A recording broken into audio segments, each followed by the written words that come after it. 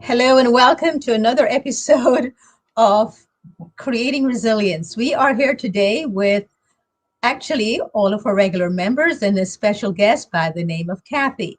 So, Kathy, would you please, first of all, tell us something about yourself, who you are, what you do, and why we invited you here today? Okay, thanks, Dorit. My name is Kathy Caton Grazzini of Kathy's Kitchen Prescription. I'm a plant-based chef and culinary instructor, and I help people improve their diets and transition their lifestyles to a healthier plant-based way of eating. I came today to contribute to the discussion all around the topic of our food culture and what's toxic about it and what we can do about it. Perfect. Lovely. Thank you so much. So we're going to go through our panelists. So our Echo page, our Echo Private Eye is next. And Kathy, if you will mute yourself while the rest of us are on. And just remember when you come back on to unmute yourself, please. Paige, what's going on with the Echo Private Eye business? Well, you're wondering what I'm all about. I give you great discoveries on how you can reduce your waste, use less, and so consume less and compost more. So that's one of the ways in which we can improve our planet and all come together by composting as well as eating less and eating healthier foods. So that's what's happening over here. Lovely. So Lisa, you are up next. Lisa, unmute yourself first, please. We all are going to have this problem of remembering to unmute ourselves first. So Lisa, go ahead and unmute yourself first, please. Okay, so Lisa just disappeared. So I'm going to go next to Vanessa. All right. Well, I am so excited about having our Zero Waste Food Challenge. And while traveling, I've really come across ways in which I've been challenged by how to waste less, because when you can't, you haven't prepared to transport things, and then you have this extra food and you're about to leave, and all these kind of issues. So I've discovered some fun hacks and some places that have great storage containers that you should always take with you when you travel, that have Dorit sent me the Zero Plastic Life, I think it was called, place. And there are some others that have great containers with bamboo or stainless steel and that don't have plastic in them, which is, of course, the goal. And I also am just really excited to see how we can reformulate how we approach the holidays so that they are not so destructive to our health, to animals, to the environment, and sharing tips and sharing strategies so that we eat less, compost more, juice more, make more smoothies, make more soups, stocks, and vegetable broths. There's no reason to throw anything away. Be mindful of what you buy. Don't buy huge quantities so you can really keep track, and you can really make sure to take care of things before they go bad. And that's also the theme of Allura Wellness, the vegan organic wellness center I run, which is all about living harmoniously with nature without harming anybody, so we can all live well. I can live luxuriously, so can you, so can the planet. No one needs to get harmed. So Lisa keeps disappearing in and out, and she was up next, but she just disappeared off the screen again. So something is going on with her connection today. When she comes on, we'll bring her back on. But in the meantime, I will just start off by asking each and every person on the panel here, what do you believe is the present food culture? How would you personally, describe the present food culture? And I might, when Lisa comes back on, seems I have to get her the minute she comes on so I don't lose her.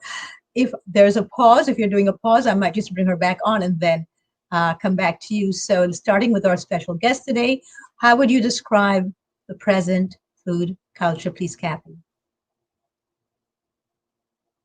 Kathy, you'll need to unmute yourself, and Lisa's coming back on again. Sorry. Our food culture really began to become industrialized and change in the post-war period when government policies subsidized and promoted animal agriculture in particular and processed foods.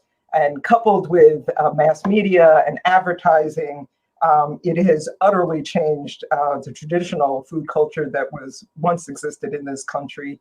And like a virus, it has spread throughout the world, overtaking and overturning indigenous traditions and local food cultures. So we have become increasingly more reliant on takeout, on fast food, on processed foods to nurture us. And that comes with a cost because these foods are very high, very low in nutritive power, very high in calories, in fat, in salt, in sugar, all substances that are addictive. And convenience is very seductive. We all need more time, we all seek it. And so we have gradually and increasingly, with every decade, outsourced our ways of feeding ourselves away from home cooking and becoming more reliant on these industrial sources and other companies rather that serve shareholders, not our human health. What our bodies really need for optimal health is unprocessed foods, rich in fiber, rich in phytonutrients that sustain human biology and also the beneficial microbial colonies that line our gut, and that we are learning our gut microbiome is so essential to human health. So why don't I pause here, because I want to share with the group, but I can offer more thoughts about how that has penetrated into our daily behavior and puts it at risk for human diseases, for chronic degenerative diseases, and also for a social malaise where we are really disconnected from one another. Great, excellent. So Lisa came on and she just went off again as I was about to bring her on. So we're going to go to Paige or Echo Private Eye. I just think it's important, truly, to take a closer look at what we're eating. And we eat a lot of packaged foods now. And I'm holding here some whole foods. It's plant-based, it's plants. And these are the broccoli. Microgreens. They're microgreens. They're the greens, the microgreens, right? They're sprouted, but they're in soil. So getting back to nature is so essential. So what I want to say is we are hooked on the standard American diet, the standard average diet, I like to call it, because I think it's global. It's not just America's. So it's the SAD diet. And it's what we've been basically manipulated to believe that it was quote unquote healthy for us. Now there's people like you, Dorit, who were stretched outside the norm. And I'm even going to include Vanessa, because I know both of you have been eating so well for so many years. But it's been 5 years for me to be awake and to be whole foods plant-based, for the most part, 100% vegan. But I will say that for the rest of my life, I just ate what was put in front of me for the most part, with not a whole lot of awareness. I will give myself credit that when my kids were nursing, I went, what? They're not going to be drinking a cow's mother's milk, having weaned from my breast. No, thank you. But the interesting thing is I was disconnected to cheese and yogurt. So I think the manipulation and the mindset has been set that it's very important to look closer at what we're eating and why we're eating it, because fuel for our body is so essential. It's going to give us that longevity that we're looking for. So getting back to nature, I think, is so important. We've pulled out. And also one more thing is about the food deserts that exist across certainly United States of America. where it was designed that way. So there's a new film coming out, which is based on Hungry for Justice, called They're Trying to Kill Us. And that is an incredible platform about bringing nutrition to areas that are considered not only food deserts, but nutrition deserts, where there's just fast food, liquor stores, and basically that's it. There's basic grocery stores, but none of these healthier, hard to get fruits and vegetables. So bringing in the urban gardening is very essential, and that's a movement as well. So that's interesting, because I actually consider most people's homes to be nutritional deserts, not just with the places that have food deserts. True. I see Lisa's back on. Let's see if we can bring her back in at this present time. And Lisa, can you hear us? Come on in. Hi. Thank you. You'll stay with us. Thank you for your patience, everybody. So we're wanting to know, what is your definition of the present food culture? What do you see as for yourself as being the present food culture? What is your own present food culture as well? Presence of culture, is that what you're asking? Is that right? Your food culture, what is your definition of the present day? Oh, present day food culture. I think there's two words that come to mind: consumption and awareness. I think that all of us right now are becoming more aware, regardless of what you eat. I think a lot of us are really starting to notice and become aware of the impact food has on our bodies. And given the circumstances we're in the world, I think it's important just to really take note of it. For me personally, I'm becoming very sensitive to what I'm putting in my body. And I think it's just because there's a heightened sensitivity happening right now. And what do you believe is, for you, will define your present food culture? Because each of us has our own personal culture around food, whether we realize it or not. And that's a question I'm going to ask everybody after they define what the present food culture is as they see it. But I'm doing this with you right now in case we lose you again when I come to that question. Yes. I think as long as I have you. Yeah. My present food culture is minimalism. I think I'm kind of scaling down what I put in my body and honoring the gifts that I've been given in the food that I eat. So it's a celebration. I mean, I'm grateful for what Mother Earth has given me. And I think that would be my culture. Excellent. Thank you. So with this, we go to Vanessa for your definition of what you think the present day food culture is in general. I'm not talking about you. I will come back to all of you personally afterwards. Okay, I think that it's very divided.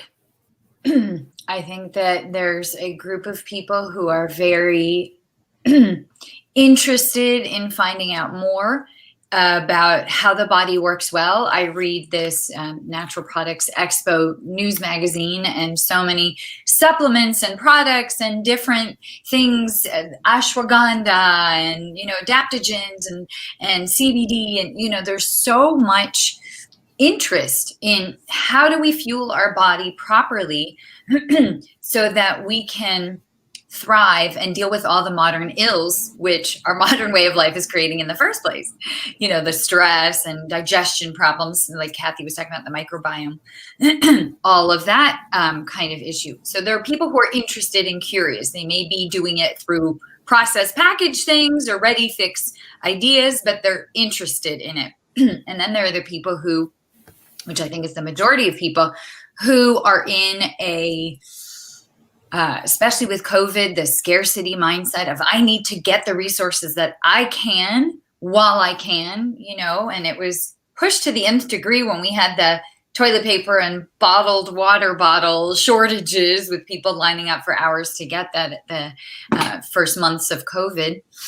And I think that those people are interested in what's quick, fast, convenient, and inexpensive, and for people who are of a different income bracket or view of food. They want what's trendy and new and different, not necessarily mindful of health, but more of taste and convenience or price, depending on your category.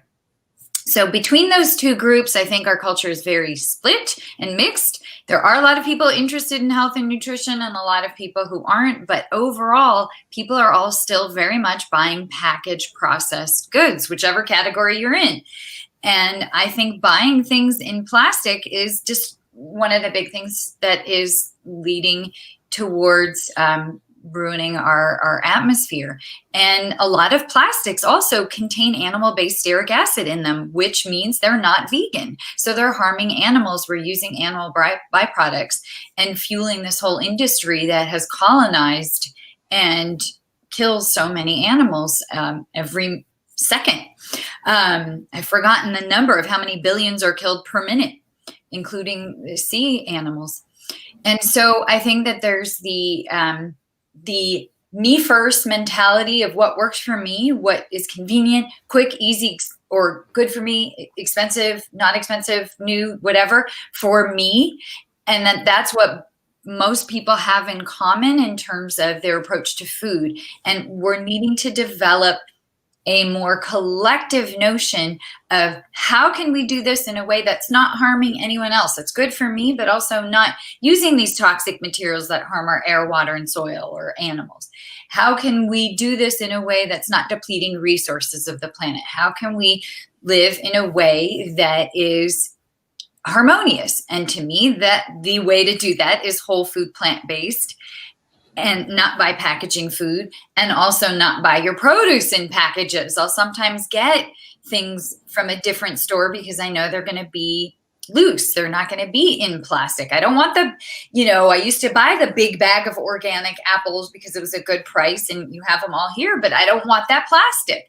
We have to get outside our own interests and think of the collective because we're destroying this planet at such a rapid pace. And for the next generations to come and for all the animals here with us, we need to be mindful of that collective sense of well-being. So the food culture to me globally is packaging, convenience, novelty, and health, but not collective good. So I think that for most people, they don't have the money to buy the ones that are not in the plastic because it's cheaper. So we can't say that they need to sacrifice themselves for the greater good, but what we need to do is go to those companies and demand that instead of them selling it cheaper because in the plastic, which is for most people to buy it in the plastic, just to be able to get apples or grapes or anything at that price is very expensive, but it's the only way they can also have it maybe once a month because most people are not able to afford these prices. And so I don't think we should look to them to make those choices. I think we should demand that the companies that package it, that they stop it and be more mindful of who we're asking to do that and forget that other people are not in the same circumstances that we are financially, and that for them it's a big burden to ask them to take that upon themselves. So I saw you, Paige, run and get one of your show and tells, and can you show us what it is? Yes. So just this conversation made me go to my freezer and true up. So one thing that we have a house that some are transitioning to a Whole Foods plant-based. So we got this. We got this. We got this. We got this. We got this. We got this. So in other words, I do my best to reduce plastic, but the thing is, I buy a lot of frozen. So I'm just calling it on myself. It's the next level is to make everything by scratch. And it takes more time, batch cooking. So 2020 will be more batch cooking. It's going to be more cooking things and then freezing them and then re-cooking and repurposing things and having that more of a mindset rather than all the frozen things that are really fast to cook up. Well, then, Paige, you will like my new lunch break live show on Mondays with you because Yes, I I will. do everything from scratch, and that's exactly what I'm going to be teaching: is people to do everything from scratch, including their own spices and their ketchups and mustards. I'm going to be teaching exactly that, is how Beautiful. to do things yourself. So I think you might just be a follower of that show. So, Kathy, I want you to lead off in answering the question: if somebody would come into your home and see your home, your fridge, your pantry, your kitchen, dining room, etc., what would they or what would you then say is your own food culture, your own personal food culture? This question is going to be to everyone else here too, starting with Kathy and then Lisa, you're next. Well, I am, because I am a chef. I do like to spend time in the kitchen, and I do like to make a lot of my dishes from scratch. So if someone came into my kitchen, I don't have that many gadgets, but I do grind my own flours. I do grind my own spices. I do uh, make my own chili powders and porcini powders and whatnot. If they looked in my, I have spice racks up the yazoo, but they're usually pre-ground ingredients, and I grind them right before I use them to maintain their nutritional punch and flavor. They looked in my fridge. It's all fresh fruits and vegetables, whole grains and beans. Um, I make my own bread, sourdoughs. I have all sorts of mother doughs for injera, Ethiopian breads to traditional sourdough European type breads. Um, that's pretty much it. And what's in my freezer are not packaged goods so much as I do cook batch cooking oftentimes. And I'll have frozen berries and some frozen vegetables, which are great and nutritionally, they're packaged at peak flavor, and nobody should feel badly about eating vegetables that are frozen or fruits. And some grains that have been pre-ground, corn meals and oatmeal, and so forth. But it's pretty simple. That's what it is. And Kathy will be a regular. Kathy, can you turn off your mic now, please? Thanks. Kathy will actually be a regular on the new um, Lunch Break Live show because, like me, she's going to be showing a lot of things like that. And she is the first guest that I'm having on. She'll be showing us sauces like alternative bechamel sauce and things like that. So I think having her on with me, we're going to be showing a lot of how to do all this stuff yourself. So make sure you check us out on Mondays at 12:30, and that will be on the Jane on Chain News Network. And so the next person I'm coming to is Lisa. What's your own personal food culture? I'm laughing because I'm the polar opposite of Kathy. Just being honest, I don't love to cook. It just isn't my passion. It never really has been. I thought at some point I would wake up and it would be my calling, but it never has. I appreciate cooking. I appreciate the creativity and the love that goes into it when somebody really is inspired to cook or to prepare meals. So I think that's what would be observed. I love making salads. I do love to prepare salads. So that is something that you'll see a lot of lettuce and things like that. I'm creative with salads. But in terms of cooking, you won't really see a lot of that stuff in my kitchen.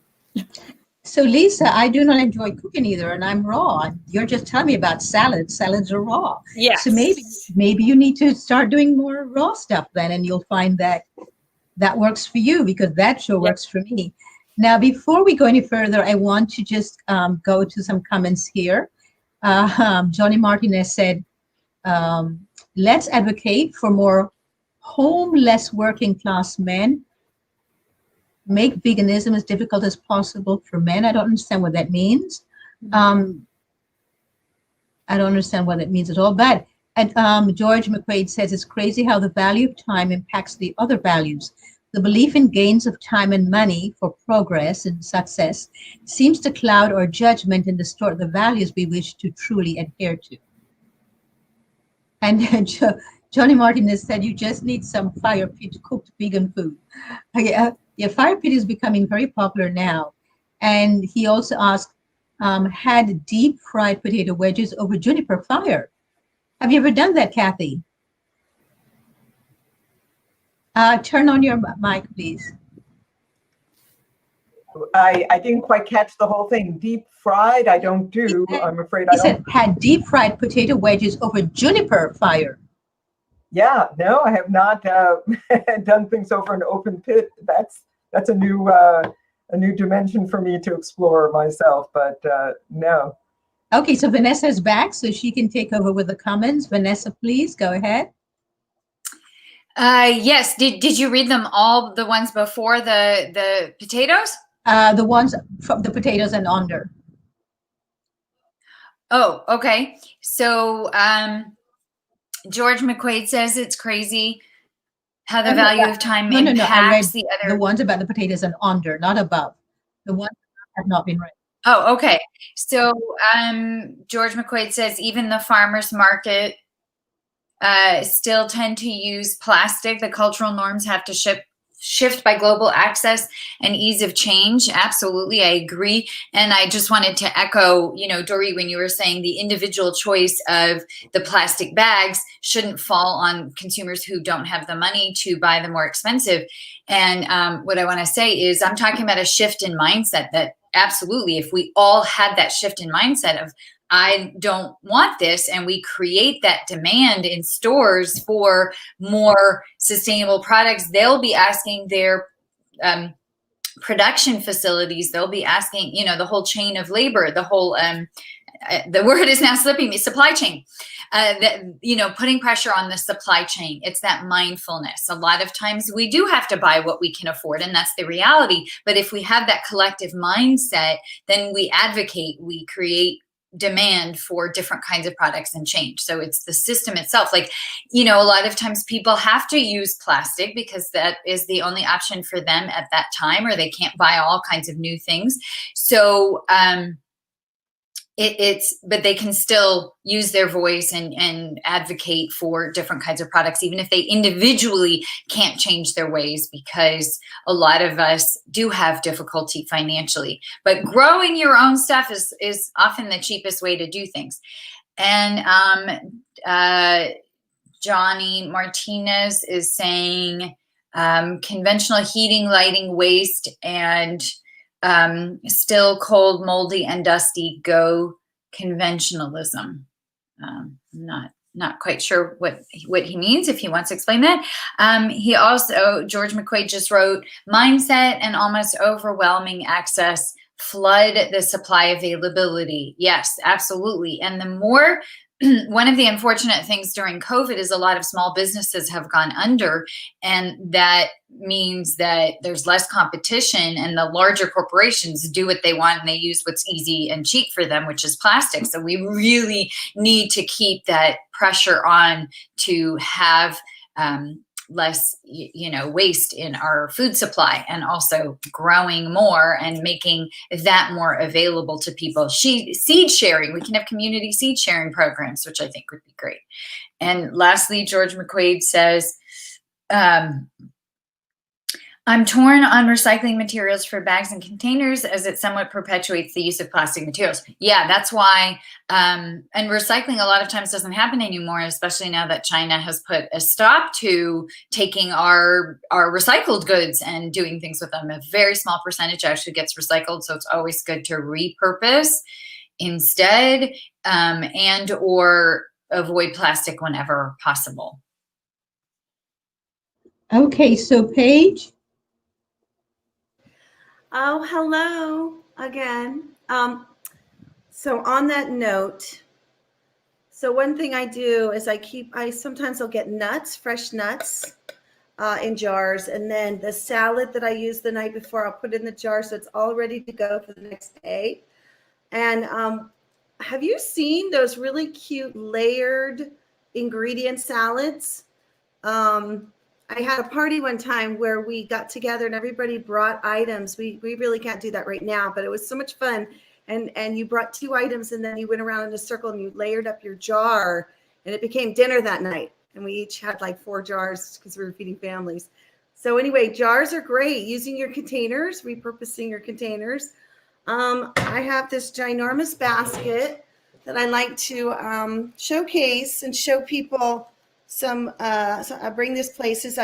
This is kind of the big one, but you know, along those lines, got myself my new box of bamboo paper here, and it's wonderful. It's made 100% from bamboo, and they're each individually wrapped in this paper as well.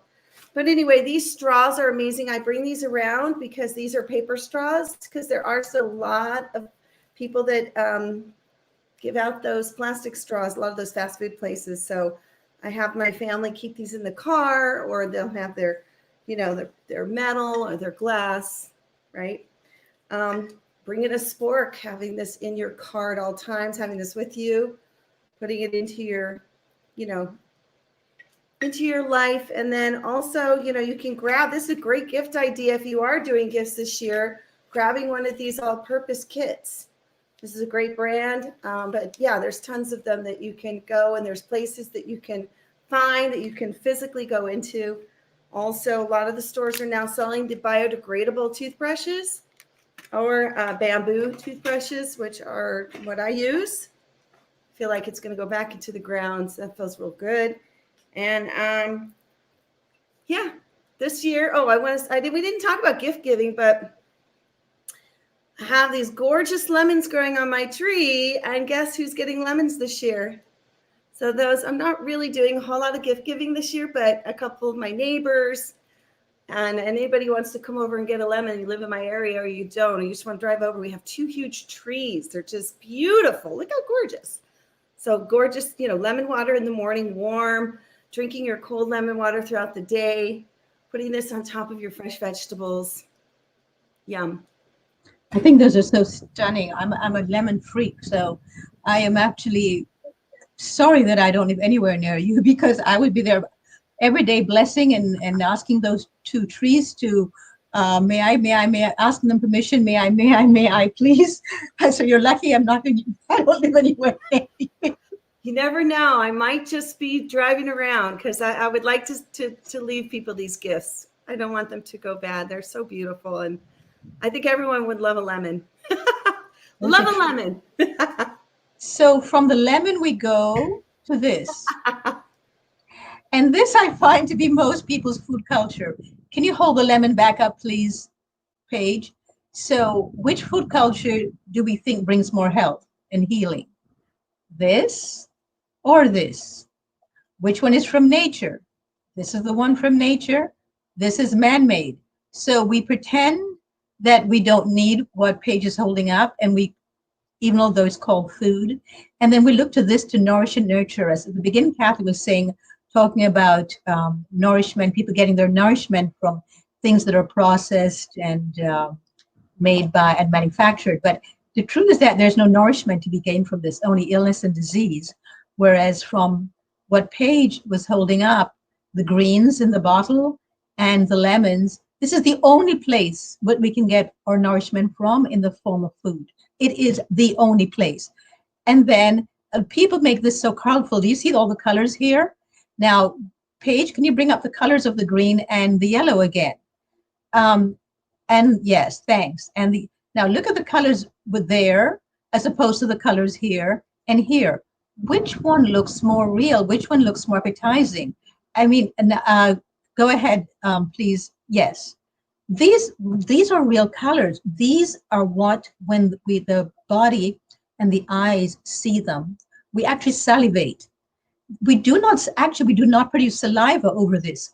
Now, our minds, the part of the brain that we have so made toxic, might go, yeah, me. That means the addictive part of the brain might, yes, go for this. But in truth, the body salivates and the digestive juices start flowing when they see this, what Paige is holding up. And that's the only time that the body gets ready. really with the digestive juices in order to digest them. This is just a law of nature. And so by ignoring it, we are really asking for our own bodies to go against its own design, to actually be able to somehow tolerate this and this instead of this. But this is why we're toxic. This is why we have mental illness. This is why we have so many people with diabetes and all kinds of illnesses, because our food culture is so toxic. It is really created with toxicity. So when we go to most people's fridge, this is what we see. What is this? This is a photograph. Here's another one. And this is what we see. Do we see anything like what Paige just held up for us? No, what we see are things that are taken from manufacturers, from corporations who manufacture this and put additives in them, so we will be addicted to them, and we say yes, yes, and we give our hard-earned money to it. And it's no wonder that the fridge looks so messy, because the inner side, the internal workings of our body now becomes this same chaotic mess as well. So the toxicity that we have in our lives and in our fridges and in our pantry and on our tables is actually the toxicity that we're creating within our own brain. I believe we have three brains. The two main ones are the microbiome, the gut, which is all over the body, and also the brain that's inside the skull. And this only really affects it to the nth degree, whereas what Paige is showing, this nurtures it. This actually gives it the energy and the entire microbiome, field of microbiome, because we need colonies and colonies and colonies. We have more microbiome than we have cells in our bodies. So this is what we actually need, but we have somehow given our power over to manufacturers, to advertisement, and to mainstream media, who feeds us this stuff. When you go on mainstream media, this is what you'll see. This is what you'll see. You won't see this, somebody holding up this. No, you have to go to Jane On-Chain Network to see this. This is what's really remarkable, is that this is what's unusual, and this is not what sells. But boy, does this sell. Does this sell? This sells. This is the toxicity that is rampant in our society rather than this. So following up on that,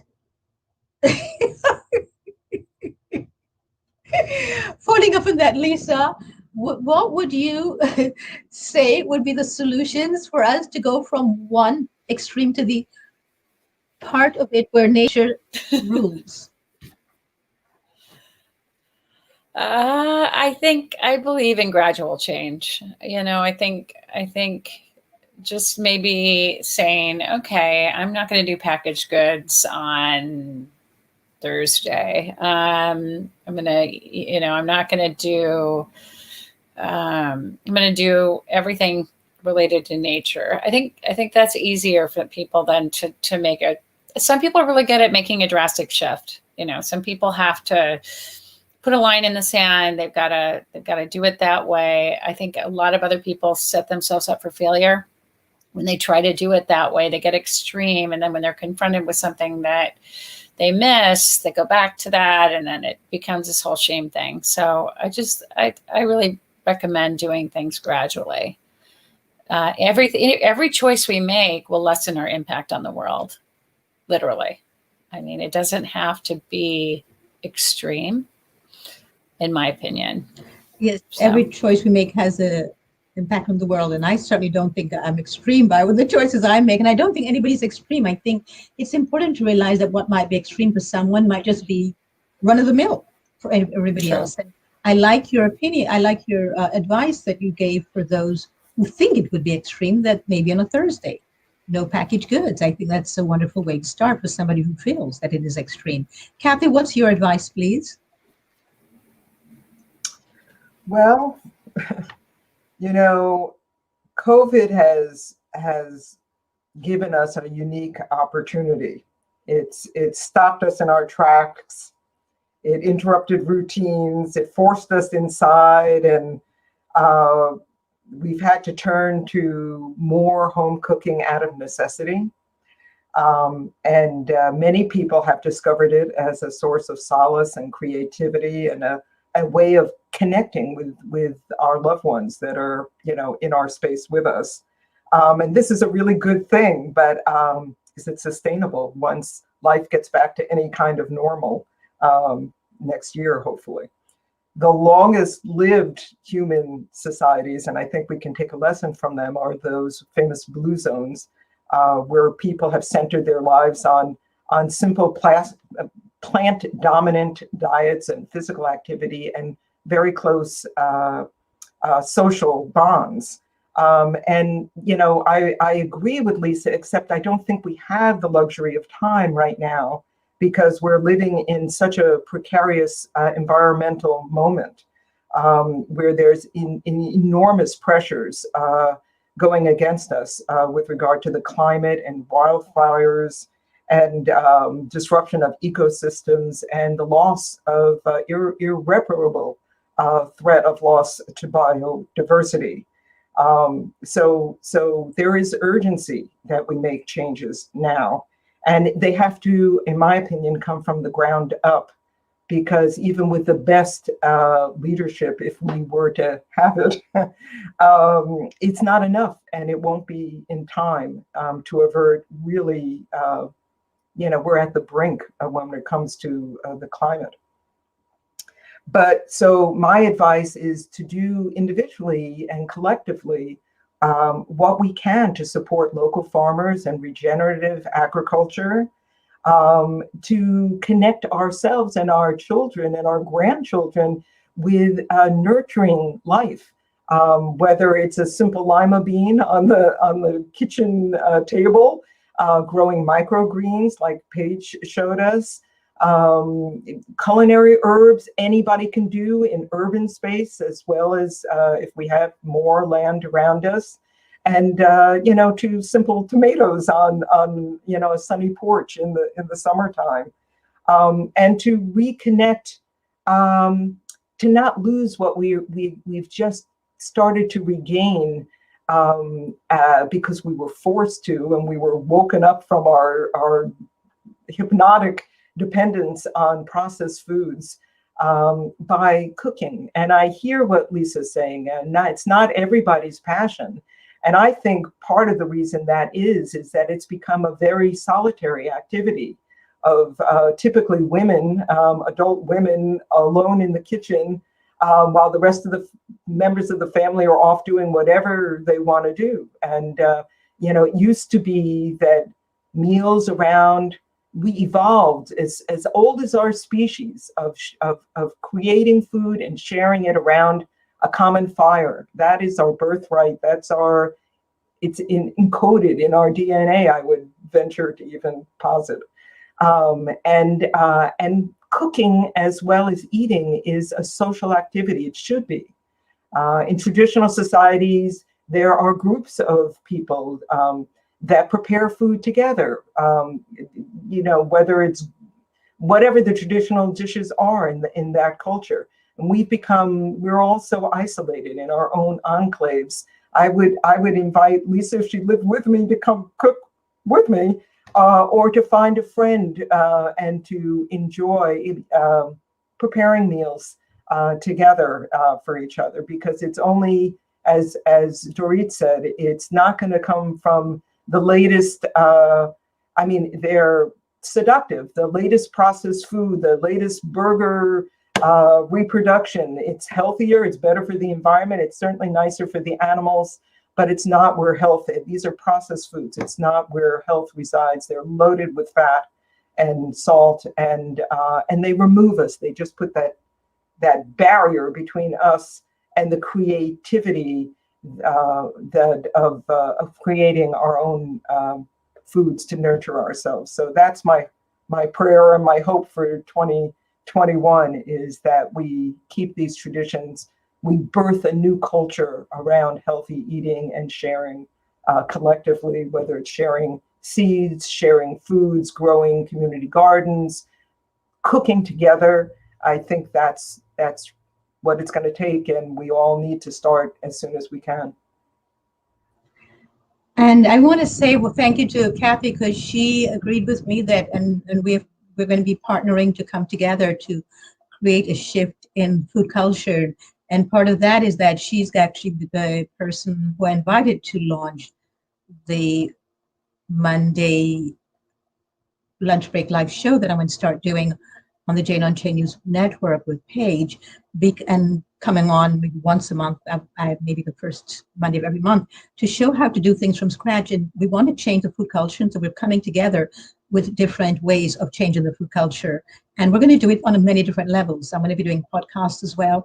And so we're going to be partnering together to do this, because I think it's really important that we get this word out, because we are going up against a huge monolithic industry that has very seductive, as Kathy mentioned, very seductive advertising. Even I was told, because I don't watch mainstream TV, but I was told that on Saturday mornings that there are cartoons, and that the children are actually being shown a tremendous amount of advertisements for sugar-laden cereals and things like that. Now, I haven't seen them, thank goodness, otherwise I'd probably throw a conniption fit, but and I don't need to throw one.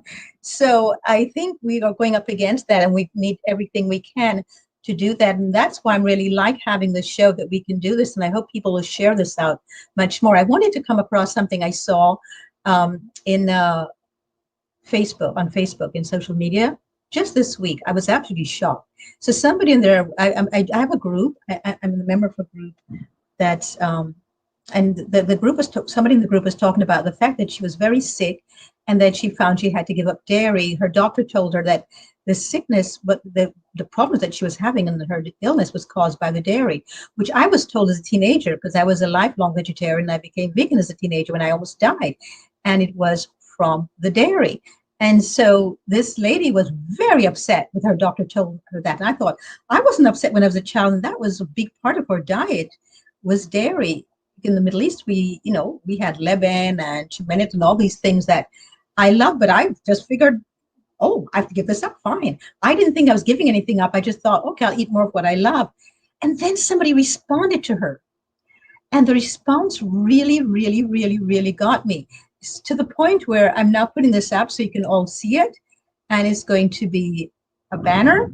If you all look, you'll see this. I don't know if you can see this. But what she said was, this person who responded said I had to completely give up dairy. And I cried for a long time. To me, that's the height of addiction.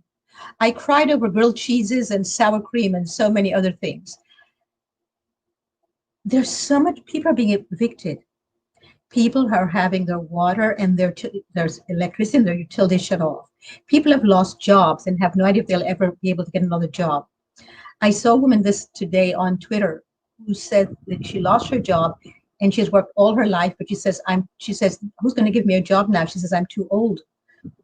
I'm competing against all these younger people who have been laid off. And she's at the end of her rope. And I thought, and people are crying over having to give up dairy? Where are our values? And that showed me how addictive the dairy industry is, and how much power mainstream media has over what people eat. And the present food culture is completely and totally tied in to all of this manufacturing and corporations and people who just believe everything they see on TV and do as they're told and never question anything. And talking about questioning things, Vanessa, I know we have quite a few comments, so I'm coming to you next. Yeah, and I wanted to say regarding dairy, before I read these comments, there are the casomorphines in it. So it literally is addictive. It's like a morphine. It's designed to have the baby cow suckle to become a 600-pound being in a few months. And then we condense it and pack in those casomorphines even more tightly for cheese. It's highly addictive.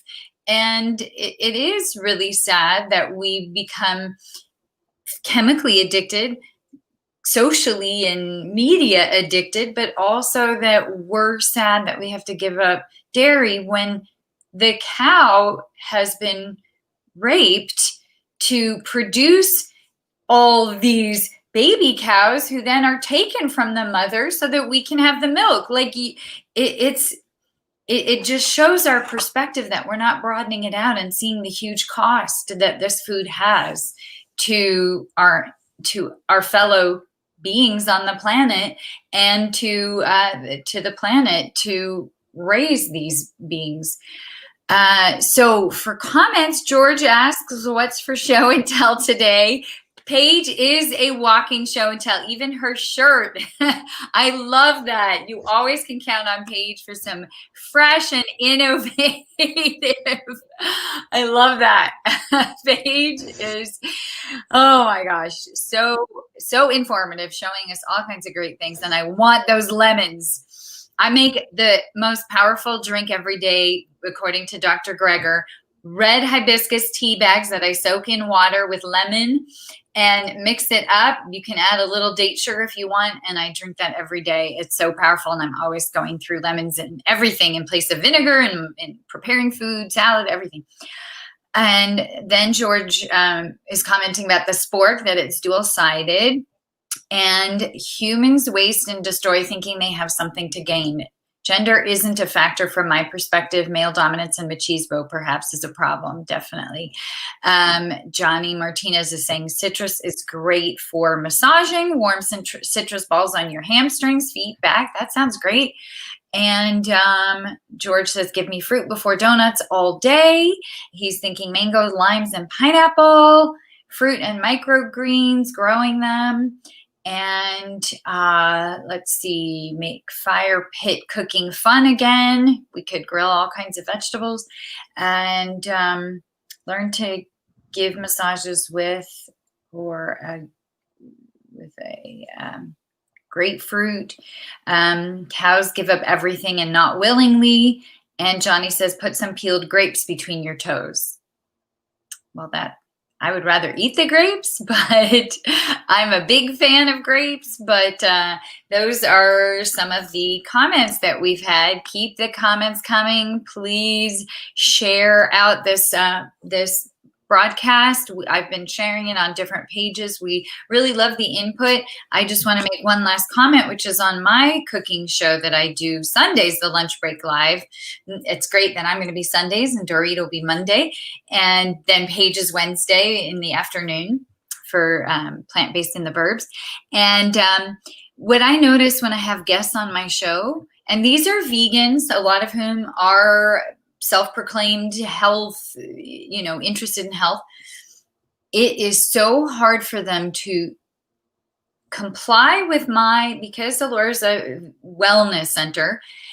I ask that people not use oils and not use processed and packaged foods. And it is so hard for people to do that. It's like it completely changes their recipe, their way of thinking. They don't even know. A lot of times they can't fully do that. And it's just so surprising to me, because I've gotten so used to preparing food this way, how challenging that is for people not to use packaged and processed foods. It really is something where it's just thinking about it more and we don't have a lot of time, as Kathy was saying. And yet I know that people feel scared that they can't adapt if it's taken away from them all of a sudden. But I did one time a challenge to people of try 1 week of not buying anything in plastic. Just try a week of doing your groceries, doing your shopping, and not buying plastic 1 week. And then I expanded that, and then I did it 2, 3, 4 weeks. And now it's always in my mind that I don't want to buy plastic. So we don't have the luxury of time. So can we find a balance between, we need to wake up quickly because we're doing a lot of damage, but people have to be able to feel safe when they adapt, because a lot of people can't just jump into something new. So Lisa, what is your takeaway from this? My takeaway is that there's so many possibilities in terms of the way we look at our food, the choices that we make. And a lot of times it's wider than what we really realize, that just stepping back from how we do things and saying, what choices am I making? And ultimately, how does this impact those around me? So Lisa, So we you. are all witness to the fact that Kathy did invite you to go to her place on the East Coast and cook with her. And We will make sure that when I love you that. are able to travel again, that happens to you. Yeah. Kathy, I was make sure you don't honored. make promises you will not keep.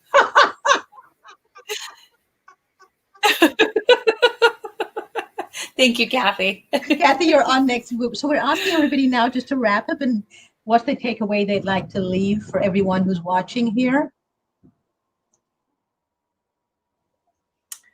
It's delightful to meet all of you. Yeah, I think this is a great initial conversation on food toxicity and how it's really in our power, as Lisa was saying, the choices that we make, every mouthful that we put in, every meal that we make, we can choose to be more mindful of what's the source of the food, and what kind of nutritive value does it have? How can I be creative and create something that's, humans, I think as a species, what we invest our time in and what we put our attention to become the things that we value and that we love. And I hope that we can put more of that in terms of our self-care and our care for one another around the table, because that's where, as Dorit said earlier, that's the source of health, and that's the source of connection. And it's something we need to really bring into being as soon as we can in each of our lives. So just know that you will be hearing a lot more of Kathy on both my shows, because we're committed to changing the food culture. And we're going to be coming up with lots of ideas. Send us your ideas as well, and send us your suggestions. So thank you, Kathy, for being here today. So we go to Paige for her wrap up now. Yes, I just want to say the eating the colors of the rainbow is so essential, and eating within the season. So these beautiful pears, organic pears, mangoes, pomegranate, popping in a pomegranate juice, so essential. Had a wonderful man on the other day, DJ Kavem, who has a whole beautiful message about seeds. You can go on and check him out, DJ Cavem. I also wanted to say in the headlines today is that the plant-based diet may reduce the effects of coronavirus and other viruses, studies show.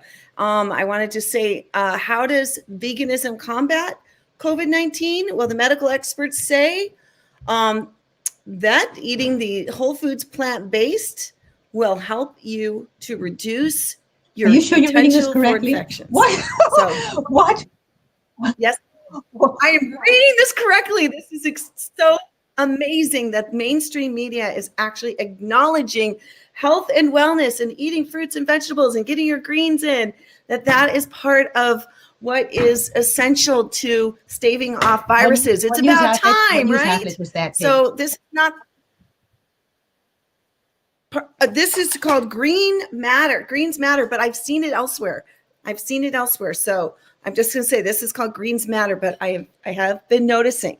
So I am going to collect all my data together, but it's rolling around right now. So keep your eyes open, because look, this isn't the only virus. There's going to be flu viruses. There's always going to be a virus, but many of them are coming down the pike because people are still eating the animal products. Well, it's that not these just, viruses it's not just come that, from. but right now the icebergs have been melting, though it's winter, like crazy. And embedded in a lot of those icebergs are viruses that were there for centuries.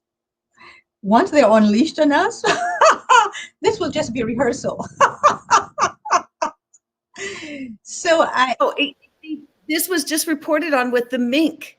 The mink, I believe it's in Denmark, that they had buried all these COVID cases of these minks that were going to become fur coats or fur trim or fur lined gloves or the things for fashion. And they found that the virus, that once the ice had melted, the snow had melted, that the virus was leaking and was airborne. It was present. Now they're trying to figure out what they're going to do with these mink, millions of mink. It was mink I believe they massacre. destroyed a lot of them, a lot of those mink, the animals, because they all had the pandemic, the COVID-19 within them. Because of that, it's been transferred to them, and then will be transferred to us. And then the earth will just reclaim herself and say, start all over without those silly human beings. So, Vanessa, you're up next. What is your takeaway from today, please? Yes, indeed. I was going to say that Mother Nature's been far more patient than I would have been had I been she. But I think that we're really at a pivotal point where we can keep going down this road of destruction and then trying to use human ingenuity to figure out how to fix the problems we've created in the first place. Or we can develop a more compassionate approach that we're all in this together, and that the survival of each of us is intertwined with the survival of the rest of the planet that we share this amazing gift with. And that veganism does create less inflammation in the system, and disease is inflammation. So it makes sense that mainstream media is hopefully seeing that the less you're putting in toxins into your system, increasing inflammation, and also taking in the adrenals, the adrenaline and the cortisol that animals secrete when they're stressed in captivity and about to be killed, and seeing, hearing, and smelling their family and friends getting killed right in front of them. We're taking all this in. So no wonder we're such a sick and diseased population. And who knows if we're going to be following the minks being buried under this ice at some point as a virus. But I really feel like now is the time, before it's too late, where we have to make these conscious decisions to be mindful of the planet and how we consume, and to agitate for change, to create those systems to where we can actually ensure long-term thriving and least of all surviving.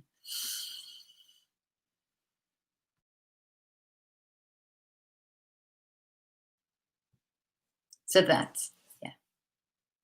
Dory, you need to unmic. On behalf of everyone following us today, and especially on behalf of those who took the time to give their own ideas and their suggestions here, I want to thank you all, each and every one of you, Paige, and of course, Kathy, our special guest today, Vanessa, and of course, Lisa.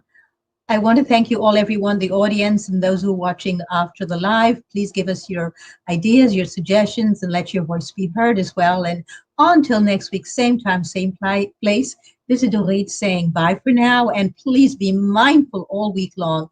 And remember, whatever you do this week affects all of us. All the best, everyone. Bye.